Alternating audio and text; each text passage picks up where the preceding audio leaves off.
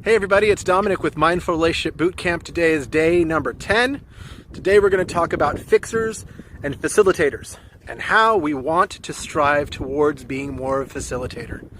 Now, if you've ever heard the phrase, gosh, will you just listen to me? You know, I don't need your opinion right away. That means you're a fixer. If you're ever listening to like a conversation and then you chime in right away with an answer of what's going on, they're saying, will you just let me finish the story before you chime in? It means you're a fixer. And let me go through all the differences that are between fixers and facilitators. Fixers listen to facts. They want to find the solution. Facilitators listen to emotions. They listen to facts. They listen to the overall because they want to really understand what's going on. Fixers are people that can often offer judgment sometimes, saying, oh gosh, are you sure you did that? Well, is that going to be bad? Or oh my gosh, what's going on with that?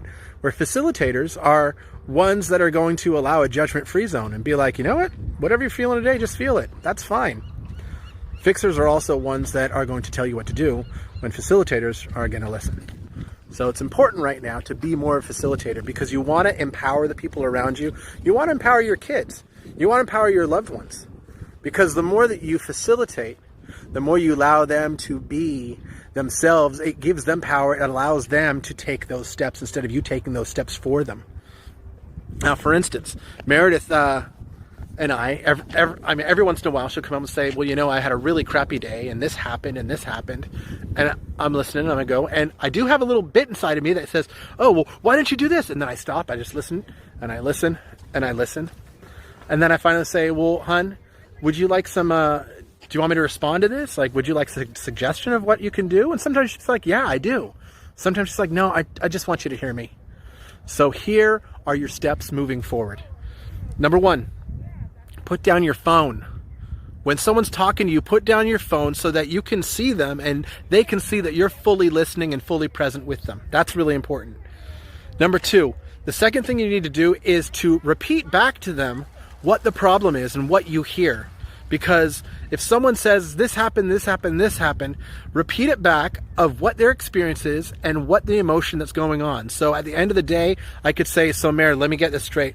You're upset because someone's trying to take your job from you? Right? She goes, yes. What that does is that allows them to know you're listening and it lets them feel heard because everyone wants to feel heard.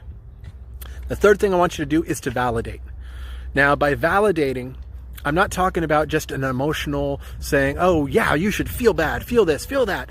What it's doing is saying, I see where you're at. I hear what you're going through. I see that there's a problem. And by validating where people are at, what you're doing is you're saying it's okay to be exactly where you're at. It's okay to feel this way. And I often do that with Meredith all the time where I'm saying, wow, it sounds like you're upset. Just, hey, be pissed today. Just breathe, be pissed, feel that inside you, because what you're doing is you're helping them process the emotion so it can be gone by 5 or 6 o'clock tonight and they can feel better for the evening. Because the more you facilitate, the more you allow things to flow through. When you don't facilitate and you have any resistance to what they're feeling, then it just stays there and it builds up and they hold on to it longer. So remember those things. Put down your phone, listen, repeat back what they said to you, and then validate.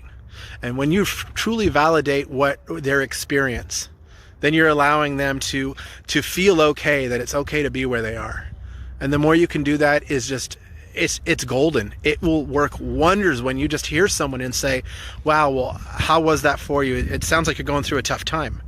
And they go, yeah, it is really tough. And then at the end they go, oh, thanks so much. I really needed that. Thanks for letting me get that off my chest. Instead of you putting back on them and you're giving them a solution before they're even ready to take any steps. And the last thing to be really careful of is to prevent yourself from offering your projections of how terrible it could be, of how scary it could be.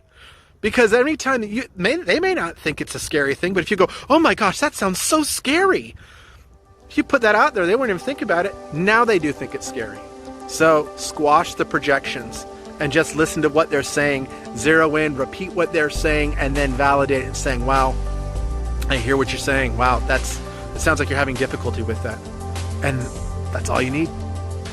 Be a facilitator, not a fixer. You guys got this. You have a great day. I'll talk to you again soon. Love you.